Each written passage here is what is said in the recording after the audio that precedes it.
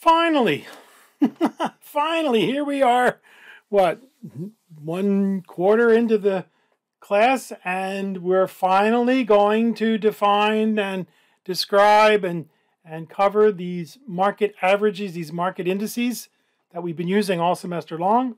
Oh well, yeah, that's how it works. How can we say that stocks have returned approximately 10% over the past 90 years? They've actually done a little bit better. The industry uses market averages and market indexes. These are benchmarks, standards, measurements, lists. They're really just a list of stocks or other securities. In this case, we're discussing stocks. They are used to measure the general behavior of securities prices by reflecting either the average price behavior, that's a market average, or the relational price behavior, a market index, of representative groups of securities at any given point in time. And you can't help but hear about these on the news every day. The Dow went down, the Nasdaq went up. What are they? What's going on here? The differences between a market average and a market index are subtle, and most people don't even know there are differences. So we're going to learn the differences, but you'll quickly forget about them until somebody points them out again. And you go, oh yeah, I remember. I know I said something about that. So slide 48. What are the differences? Well, market averages use share price calculation. They look solely at the price of the stock without regard to the market value. And the most important one is the Dow Jones Industrial Average, which we'll discuss in just a moment. Market-weighted calculations are market indices, and those are most other measurements that you see, most other benchmarks that you hear about, most other indices that you hear about. They take into account the actual size of the security. And in this case, we're talking about stocks. That's the stock price times the number of shares outstanding. That's how we calculate the market capitalization. And we'll do that in a further presentation down the line pretty soon. The larger the market share, the more influence the security will have in the index. And the poster child, if you will, is the Standard & Poor's 500 index, which we've been using all semester long. The 500 largest companies based in the United States. Market-weighted calculations were generally regarded as a better measurement until the bubble of the late 1990s and until now. More later. Let's take a look at the granddaddy of them all, the Dow Jones Industrial Average. You know, folks, they should get rid of the word industrial because it now has more non-industrial stocks than industrial stocks. But this is the one that you always hear about. If I were king of the world, I would just tell the news organization, stop reporting the Dow. It's not that important.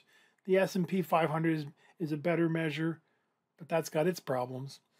The Dow is only 30 stocks, but they are large companies, high quality stocks selected for total market value, broad public ownership, and believed to reflect overall market activity.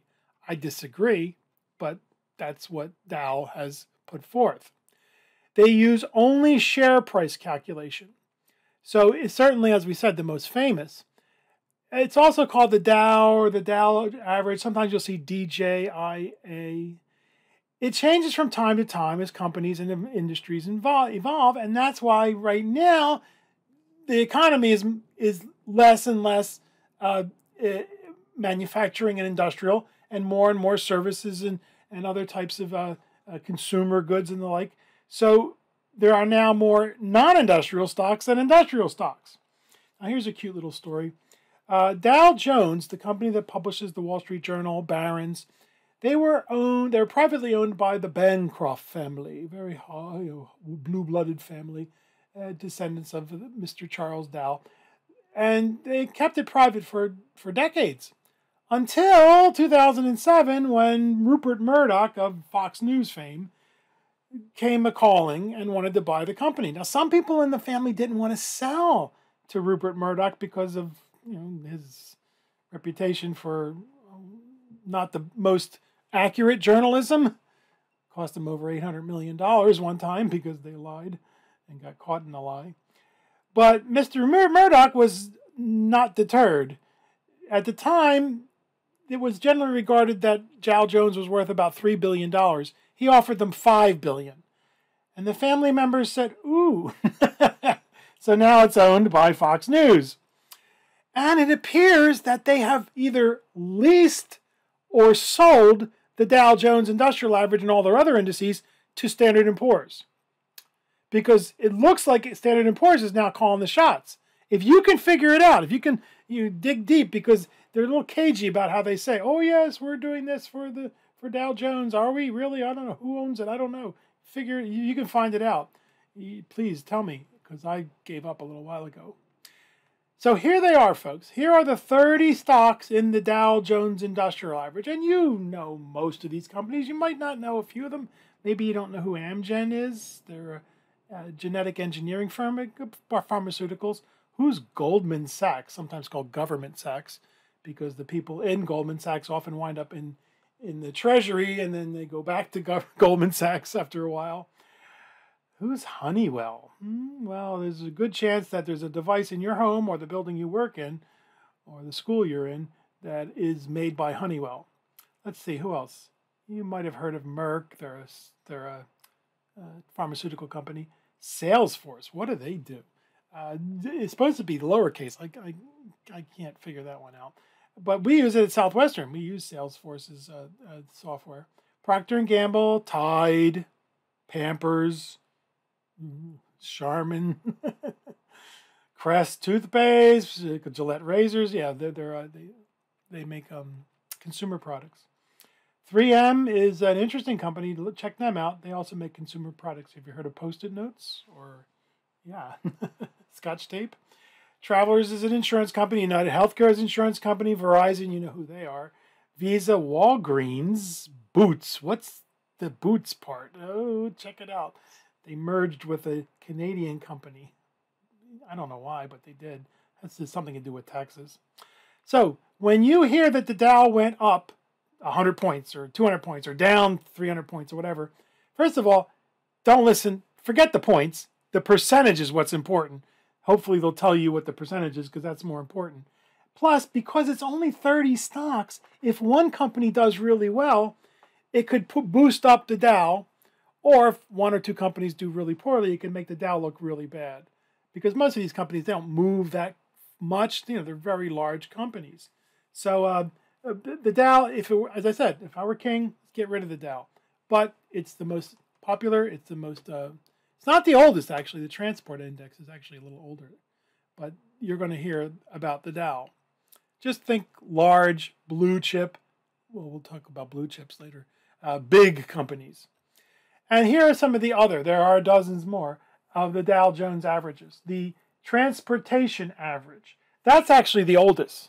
The Dow was 1896. I forget when the transport came out, when Charles Dow and his partner created the transport average. And that's meant to show what's going on in a few months or a leading indicator of the economy. Because before the stuff can be built, the raw materials have to get to where they're used. And then once it's built, it has to go to where it's going to be sold. But the economy is a lot less manufacturing than it used to be, so it's not that important.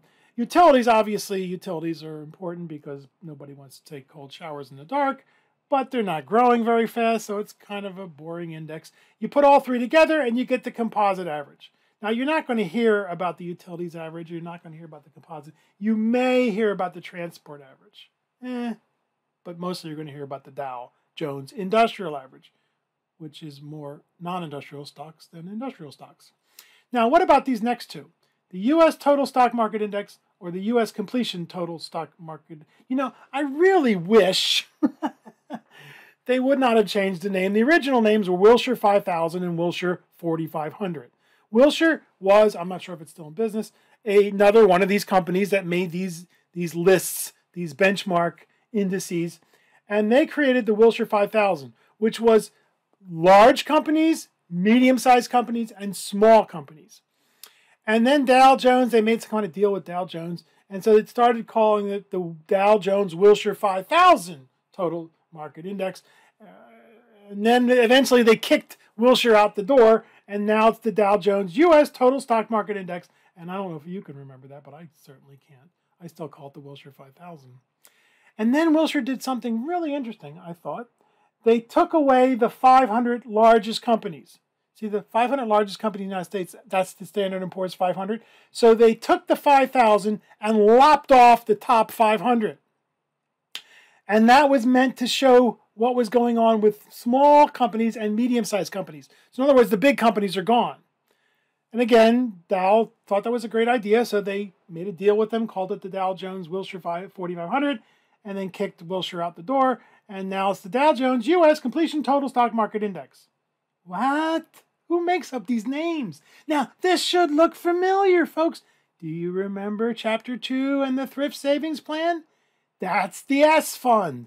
The S Fund, meaning small cap companies, and we saw in the assignment that some of those companies really aren't that small, but these are the stocks that make up that S Fund. Right, so this is important. These two are important. The Total Stock Market Index and the Completion Total Stock Market Index. I still call them the Wilshire 5000 and the Wilshire 4500. Now, the Internet Index, again, Dow Jones has many of these, but this one's quite an interesting one because in the late 90s and then in 2000, the internet bubble was raging. It was the new technologies, blue skies, productivity gains as far as the eye can see. And the Dow Jones Internet Index proceeded to lose 94% of its value. Do you see why we caution against the next big thing that comes along down the line? Yeah. Slide 52. Okay, here it is. The Standard & Poor's 500 Index, the S&P 500, the S&P. Very popular with index funds and ETFs. These are 500 stocks chosen for market size, liquidity, and industry group representation. These are the 500 largest companies based in the United States. There was a time when they let a few foreign companies in, but no more. They've taken them out. This uses market value weighting. It looks at the size of the company, not only the price of the company. And it's a very popular index and used by many index funds and ETFs. If you did the bonus assignment in Chapter 2, you'll see the top 10 in the S&P 500.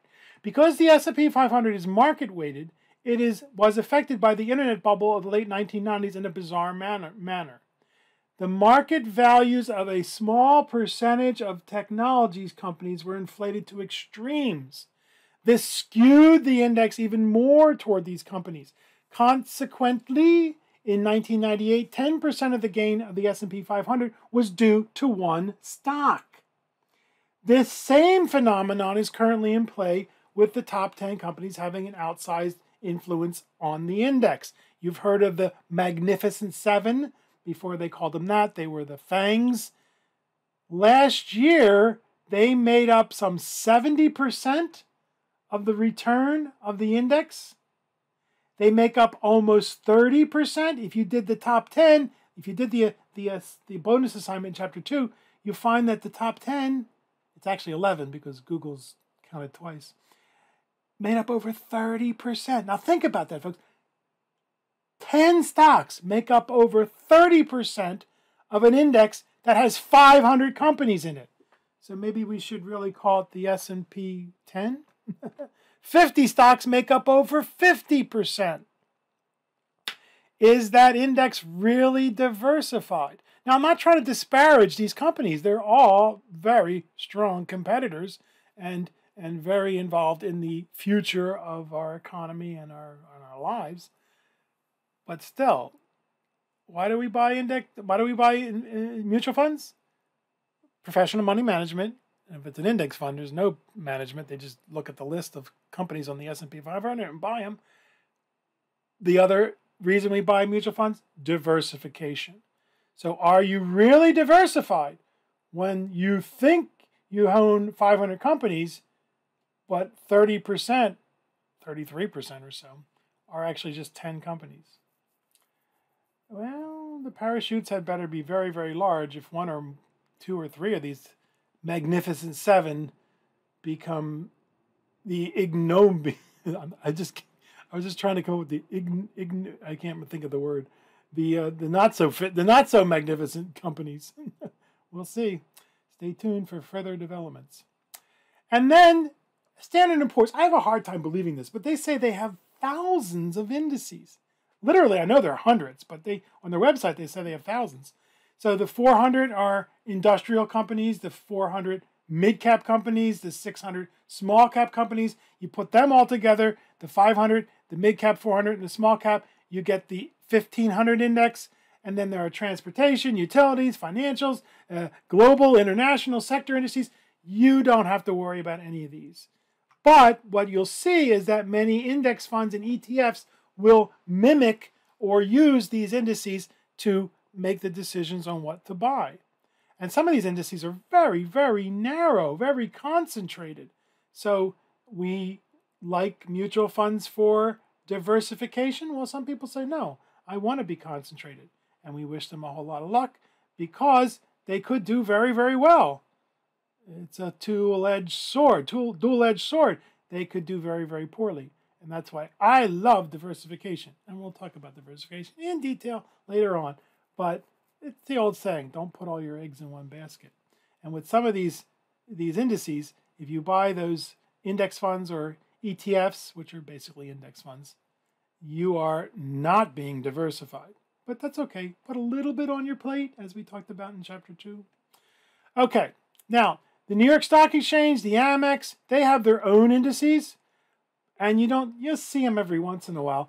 But the one that you see now more and more is the NASDAQ Composite Index. That's often referred to as the tech index because that's where many of the technology companies are based in the NASDAQ.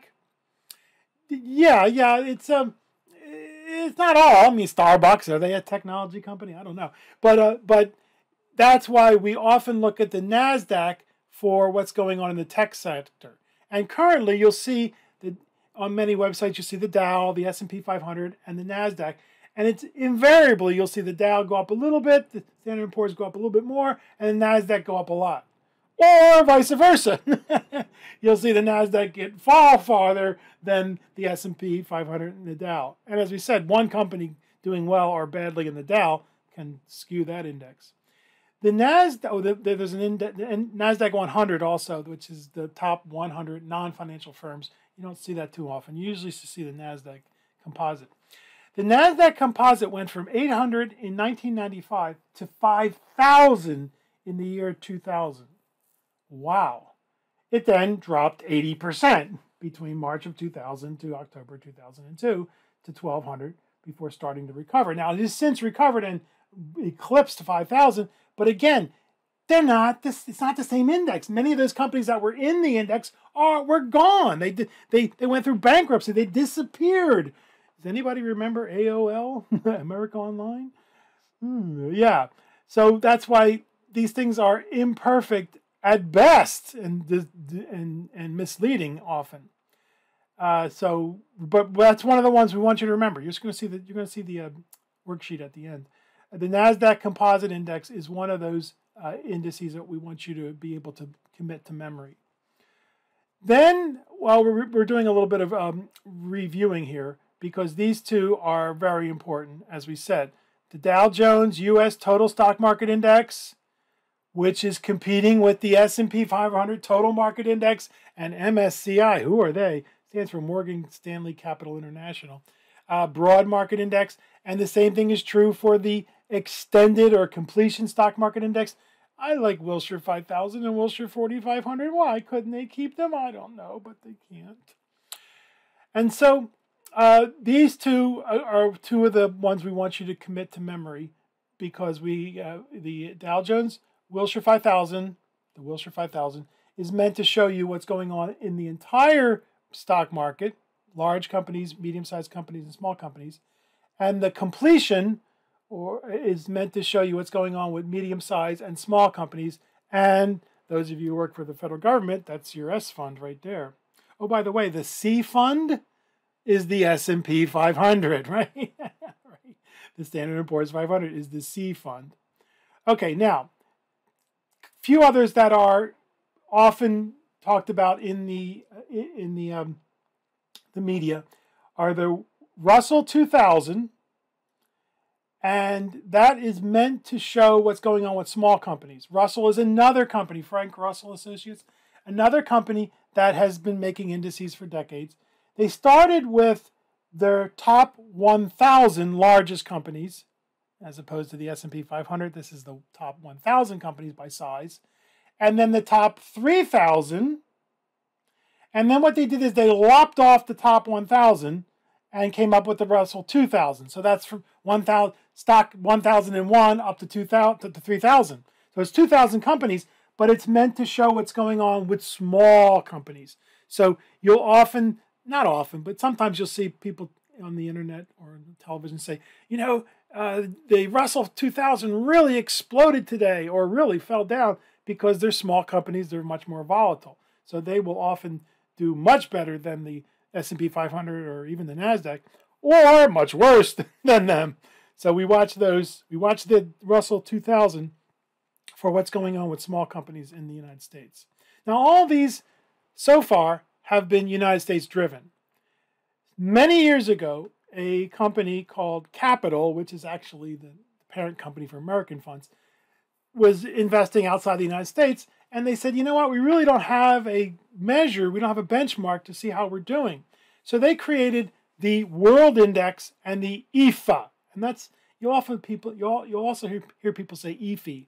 But they realized that that's not a good idea. They're making the index that they're measuring themselves from. That's a conflict of interest. So they sold them to Morgan Stanley. So now it's called Morgan Stanley Capital International. It's separate from the Capital Group, the people who run the American funds. And they created the World Index, which was the global developed world. And they also created the EFA. But you also hear people say EFI, Europe, Australia, and the Far East. So the World Index was global. It still is, it still is. And it meant the United States and everybody else. But it meant the developed world. Canada, Western Europe, South Africa, who else? Australia, Japan, Singapore, Hong Kong. You see, that was the developed world at the time. Remember, this is the 1970s.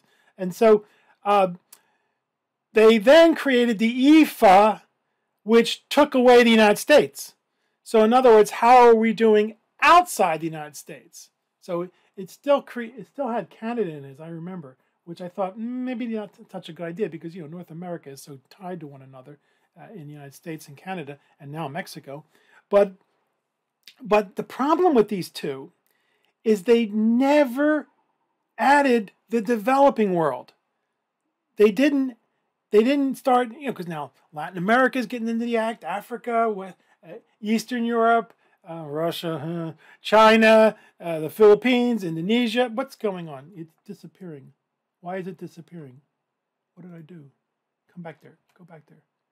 What's going on? My apologies. What is going on now? Where are the captions? The captions disappeared. Why did the captions disappear? Why did you do this to me? I don't know what happened to the captions, folks. My apologies. Hang on a minute. I'll see if I can cut this out here. Captions. They're back. Now they're back. I don't know what happened. My apologies. I don't know what happened. It decided to be ornery. So let's get that smaller again. Okay, so the captions disappeared, but now they're back. And where was I? So what they did is they did not include the developing world. So instead of just adding the developing world to the World Index and the EFA, they created two new indexes, the All Country World Index and the All Country World Index ex-USA. Who makes these names up? But I don't, so I'm not. You can't blame me. I would have told them. But by the way, you don't have to remember MSCI. You don't have to remember Morgan Stanley Capital International. But you should be able to recognize the World Index and the EFA and the All Country World Index and the All Country World Index ex-USA. And of course, Standard & Poor's and the others have their own also. Now, we want you to go through stock worksheet number 1. because that contains the 8 indexes that you should know by name and should be able to recognize when you see them, and hopefully you'll memorize them for when somebody asks you, what is this EFO? I says I saw EFO. What is this World Index? What is this Russell 2000? So see if you can do that, okay? Memorize that puppy. And it's going to be on the exam. But more importantly, it's just important for you to know these. Remembering that there are hundreds, probably thousands of these. You just have to know 8. Is that a deal? I think that's a deal. Okay, excuse me, Heather.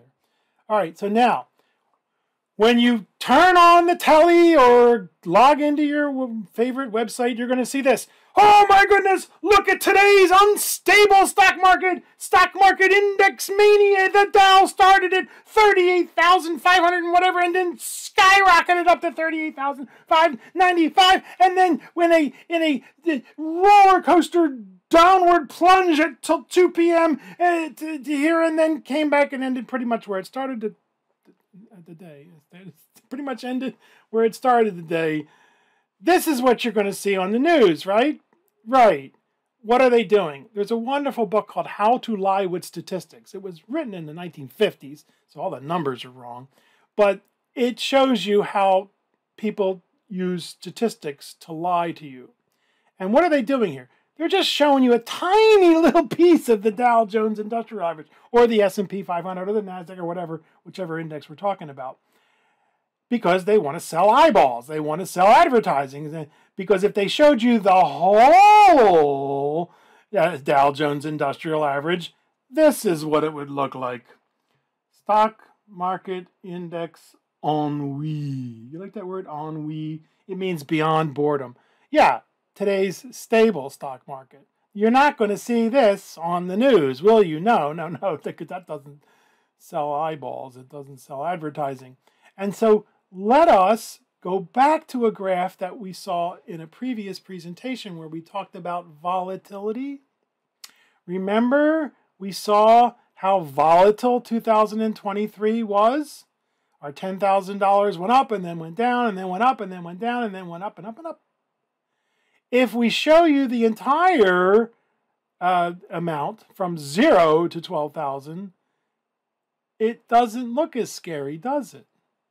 No, it doesn't. And I got to tell you, folks, I love when we get to this slide in the face-to-face class, because you will often, I glance around the room as quickly as possible to see people's reactions, and you will often see literally people's faces relax. You could just see them go, oh, yeah, it's not so bad. Losing a little bit of money, and it's not the end of the world. And we know that if the world ends, it doesn't matter where we keep our money. So focus on the long term.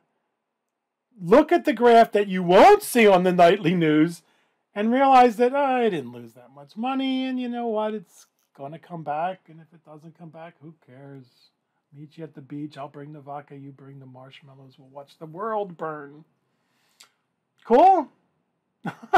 Remember, investing is simple, but it ain't easy. So whatever we can do to deal with these scary emotions that we have to deal with, I think it's important and useful, and you as rising investment gurus are going to help your friends and family do the same, to think long term and not worry about the day-to-day, week-to-week, month-to-month even machinations of the markets. Cool. Thank you so much again for being in our class. We're all so proud and honored, all of us at Southwestern. Think of how much you have learned, and we've got still a long way to go, but you are awesome. We are proud of you.